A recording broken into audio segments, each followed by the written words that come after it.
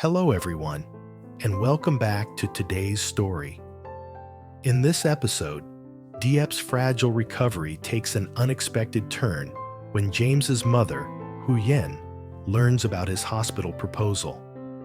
Determined to stop it, she drives over 200 kilometers with little Nai by her side, intent on saving her son from what she believes is a mistake. But when love, duty, and family collide inside that quiet hospital room, emotions rise higher than anyone expected. What begins as a confrontation soon becomes a heartfelt reckoning between a mother's fear and a son's devotion. Stay with us until the end to see how James and Diep face Huyen's disapproval. And don't forget to subscribe to help us reach 10,000 subscribers. Your support truly means the world to us. The hospital buzzed with the rhythm of a new day. Nurses moving swiftly, the faint scent of disinfectant mixing with morning light that slipped through the blinds. James sat beside Diep's bed, absently scrolling through his phone when it suddenly buzzed. He glanced at the caller ID, Mom. "Which room are you and Diep in?" Came Huyen's voice on the other end, calm but edged with something unspoken. James hesitated. "Room 315, third floor," he answered, not thinking much of it. Then his tone softened. "Are you coming to see her?" There was a pause. "Yes. And I'm bringing Nai with me." Before James could respond, the line went dead. He turned toward Diep, his eyes gentle. "Mom and Nai are on their way here," he said, a smile tugging at his lips. Diep's eyes widened. For a brief second, she looked both touched and nervous. "She's coming here. That's a long trip." 200 kilometers, James replied, a faint pride in his voice. "She said Nai wouldn't stop asking about you." Diep's hand instinctively tightened around the blanket. She'd never imagined Huyen, James's strong, practical mother, would go through such trouble to see her. The thought of that long journey filled her chest with a confusing mix of gratitude and dread. Outside, the corridor filled with chatter and footsteps. Then came a familiar, high-pitched giggle echoing from afar. "Nee!" Diep's lips trembled, her heart swelling. She remembered her darkest nights when no one came, no one called. And now, a child's laughter was coming to find her. Moments later, the door opened. Nai burst into the room, her ponytail bouncing, a bundle of sunshine in pink. "Aunt Diep, are you better now?" she cried, running straight to the bed. Diep smiled weakly, her voice barely above a whisper. "I'm getting there, sweetheart. Did you miss me?" Nai nodded enthusiastically. "A lot. I told Grandma we had to come. I wanted to make sure you're okay." Behind her, Huyen appeared in the doorway, her figure framed by the bright corridor light. She looked weary but composed, a mother who'd traveled far, not just in distance, but in emotion. Diep's eyes welled up as she took in the sight. "Mrs. Huyen, you came all this way." Huyen smiled, stepping closer. "Nai wouldn't stop talking about you. She said Aunt Diep needs hugs more than medicine." That simple sentence pierced through Diep's defenses. A tear slipped down her cheek as Nai wrapped her little arms around her. "Don't be sick anymore," the girl whispered. "Come back home soon, okay?" Diep swallowed hard, her voice trembling. "I'll try, my dear. I promise." James stood quietly by the window, watching the scene unfold. His heart clenched. This was everything he'd ever wanted for Diep. Warmth, acceptance, belonging. As Huyen settled into a chair, she began recounting their long trip, the winding mountain roads, Ni's endless questions, the heavy rain they'd driven through. Diep listened with quiet awe. Each word painted an image of care, of effort, of a family that had chosen to show up for her. For so long, she'd faced storms alone. Now she wasn't sure whether to cry or smile. Sunlight spilled across the floor, softening the sterile white of the hospital walls. Diep reached for Ni's tiny hand, feeling the pulse of life there. Bright, innocent, real. The little girl's laughter filled the room, pushing away the lingering chill. For a fleeting moment, the hospital didn't feel like a place of sickness anymore. It felt like home. Hours later, as the sun began to dip beyond the city skyline, Huyen sat beside Diep's bed, her face thoughtful. James had stepped out to handle paperwork, leaving the two women alone. "Mrs. Huyen," Diep began hesitantly, I'm sorry if this visit was inconvenient. You've already done too much for me." Huyen looked up, her eyes soft but steady. "Inconvenient?" she repeated. "Child, I didn't come here because of convenience. I came because James is my son, and you're part of his life now." Diep's throat tightened. "I don't deserve that kindness." Huyen shook her head. "You've been through enough. What you deserve is peace. And if my being here gives you a bit of that, then it's worth every mile." The older woman's words were gentle, but underneath was a quiet strength that reminded Diep of the mothers she'd long dreamed of. The kind who stood by their children through everything. "James said you fainted suddenly," Huyen continued. "You scared him half to death." Diep managed a small smile. "I didn't mean to. I was just tired." "I can see that," Huyen said softly. "But tired hearts can heal too. You just need to stop carrying everything alone." Diep stared at her hands. She'd built her life around surviving, not leaning on others. But now, for the first time, she wanted to. When James returned, carrying a small bowl of soup from the cafeteria, he found the two women talking quietly, something he never thought he'd see. He handed the bowl to his mother, and Huyen blew on the hot liquid before gently feeding Diep a spoonful. "Eat," she said. "You need strength." Diep obeyed, her chest tightening again, not from illness, but emotion. "Thank you," she whispered. The room grew still, the hum of machines and distant chatter fading into background. Outside, the world continued rushing by, but inside, time seemed to slow. Later that evening, Ni climbed onto the bed beside Diep, her little hands folded carefully over Diep's arm. "Grandma says you're going to be okay soon. Then we can have pancakes together again." Diep laughed softly. "Pancakes? You still remember that?" "Of course," Ni grinned. "Yours were better than Uncle James's." "Hey," James protested playfully, earning a round of laughter from everyone. Even Huyen smiled, her gaze lingering on the three of them. Her son, the woman who had softened him, and the child who bridged them all together. For a while, the hospital room overflowed with something far stronger than medicine. The warmth of shared laughter, the quiet power of love. As night deepened, Huyen tucked Ni under a thin blanket on the visitor's couch. James sat quietly beside Diep, his fingers brushing hers. "Mom's really something," he murmured. Diep nodded, eyes misty. "I thought she'd never accept me. Not after everything." James smiled faintly. "She's stubborn, yes, But she sees what I see, that you're worth the fight. Diep turned her gaze toward him, her heart trembling.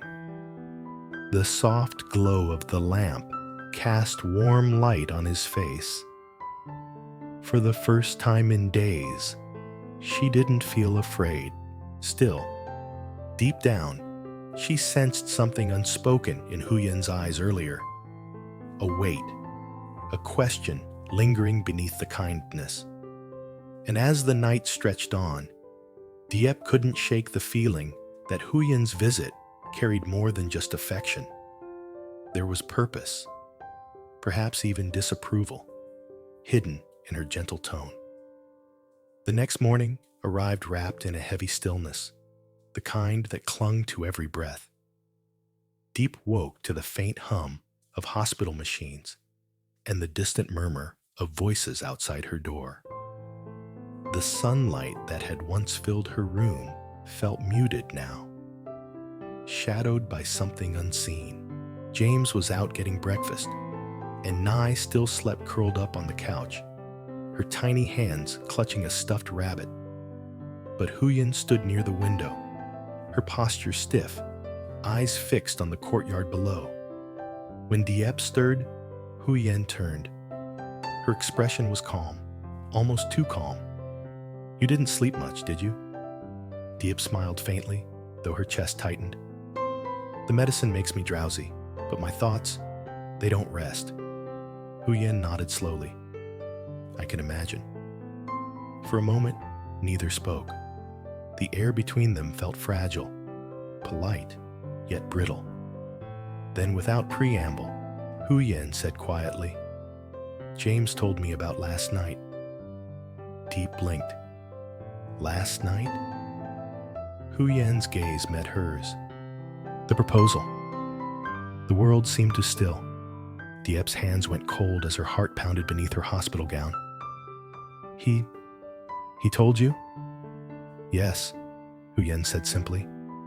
"And I came here to stop it." Diep's breath caught. "Stop it?" Huyen stepped closer, her tone steady but filled with emotion. "Diep, I respect you. You're a good woman, kind, brave. But James has a life ahead of him, responsibilities, a business that needs him. And you." She paused, her voice softening, but no less firm. "You're still fighting an illness that could take years to recover from. You don't need a proposal right now. You need peace." The words hit harder than Diep expected. She felt like the floor beneath her had tilted. "I know what you're thinking," Huyen continued. "You believe love can conquer everything. But love isn't just about emotion. It's about timing, about readiness. And right now, James's world can't revolve around hospital rooms." Diep stared at the blanket, unable to speak. The tears came before she could stop them. "I never asked him to stay," she whispered. "He wanted to." "I know," Huyen said gently. "That's what worries me. My son gives his whole heart, and when he does, he forgets himself. I've seen it before. The way he sacrifices until there's nothing left." Outside the window, a bird perched on the railing, chirping faintly. The sound felt almost cruel against the silence inside the room. "I don't mean to hurt you," Huyen added, her voice trembling now. "But I had to come. I couldn't just sit at home and watch my son throw his future away in a moment of emotion." Diep's fingers trembled as she wiped her tears. "So you think I'll ruin him?" "No," Huyen said immediately. "I think you'll make him choose between his love for you and his life's path. And no mother wants her child torn apart like that." Just then, the door opened. James entered, holding a tray with porridge and warm soy milk. His cheerful tone faltered when he saw Diep's tear-streaked face and his mother standing beside the bed. "Mom, what's going on?" he asked, setting the tray down. Hu Yen didn't flinch. "James, we need to talk." "About what?" he pressed, his voice tightening. "About your proposal," she said plainly. "You're not ready for marriage. Not now. Not like this." James froze. "You came all this way just to tell me that?" "I came because I love you," she replied, her voice cracking for the first time. "Because you're my son, and I won't watch you give up everything for a decision made out of guilt and sympathy." James's expression darkened. "Guilt? Is that what you think this is?" "Then what else, James?" Hu Yen's composure slipped.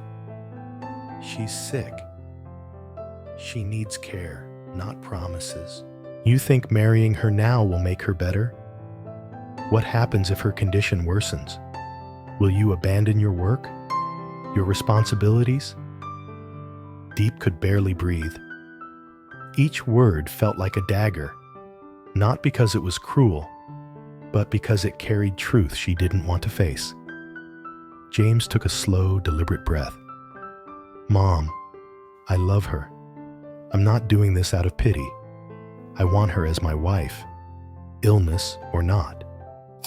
"And what about Ni?" Hu Yen countered. "That child looks up to you. Do you think she deserves to grow up watching you bury yourself in hospitals instead of living?" James clenched his fists. "Don't bring Ni into this." "I have to," Hu Yen said, her tone breaking, "because she's part of this too. Diep's illness affects her future, and yours." Silence filled the room again. Even the machines seemed to hum more quietly. Ni stirred awake, rubbing her eyes. "What's happening?" she murmured, her innocent voice slicing through the tension. James turned quickly, kneeling beside her. "Nothing, sweetheart. Go back to sleep." But the child's eyes had already caught the tears on Diep's cheeks. She slipped off the couch and padded to the bed, wrapping her small arms around Diep's waist. "Aunt Diep, don't cry. Grandma didn't mean to make you sad." Hu Yen froze, guilt flooding her face. She hadn't expected the child to understand so much. Diep forced a shaky smile, running her hand through Ni's hair. "I'm okay, sweetheart. Grandma just loves you and your dad very much." James stood, his voice firm but calm. "Mom, I appreciate that you care, but this is my life. I've made my choice." Hu Yen looked at her son, her eyes glistening. "You think love will sustain you forever? What about when the bills come, when exhaustion sets in, when hope runs thin? You're my son. I know how much you can give, but I also know your limits." James stepped closer, lowering his voice. "Maybe I'll fail. Maybe I won't. But I'd rather fail with her than succeed without her." The conviction in his tone silenced her. For a long moment, Hu Yen said nothing. She just looked at him, really looked at him, and saw the boy she'd raised become a man she no longer controlled. Ni's small voice broke the silence. "Daddy, does this mean we can all stay together?" James smiled faintly, bending down to kiss her forehead. "Yes, baby, that's what I want." Hu Yen turned away, wiping her eyes discreetly. Her heart warred between fear and pride.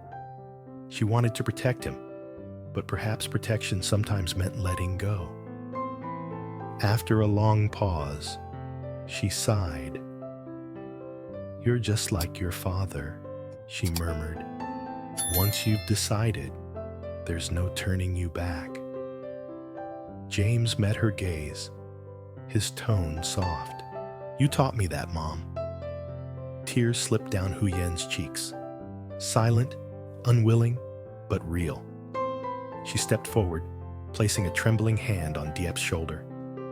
"I may not agree with everything," she said, voice quivering, "but I can't deny what I saw. You make my son happy, and for now, that's enough." Diep looked up, her eyes wet but hopeful. "Thank you," she whispered. Huyen managed to smile. "Just promise me one thing. If you ever feel this love turning into pain, you'll tell me. You'll tell him. Don't carry it alone." Diep nodded, her throat too tight to speak.